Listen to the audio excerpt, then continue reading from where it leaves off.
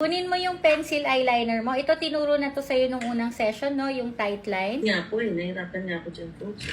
Okay, sige. Ikaw nga, coach. Titingnan kita. Pag nagta-tight line kasi tayo, ganito. Yan, di ba yung mga pencil natin, creamy sila. So, pag ginanyan mo sila, konting ganun mo lang, meron ng pigment. Pag masyado mo kasing diniinan na ganyan, masyado naman siyang makapal, okay? So, dapat dahan-dahan lang tayo. Ang nilalagyan natin ng tight line is itong ating wet tissue. Yan. Yung nasa ilalim, sa loob. kung saan tumutubo yung root. So, pag ginanyan mo siya, para hindi mo na madumihan yung eyeshadow mo, iganyan mo siya ng brush. Yan yung unang paraan kung paano mo ito susulatan. Okay? Kung medyo naiirita ka, pwede mong, wag mo namang iganon, girl, baka lumabas yung mata mo.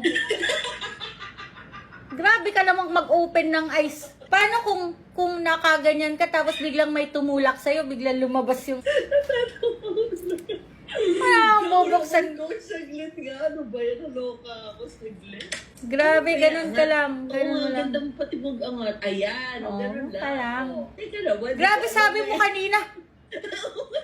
Parang nakikita ko na yung mga iniisip mo, yung utak mo, tsaka yung mga... Oy, gaganyan mo lang. Yan, gaganyan mo lang. Or, pag mabilis kang maluha, pipikit ka, tapos igaganyan mo. Angat konti.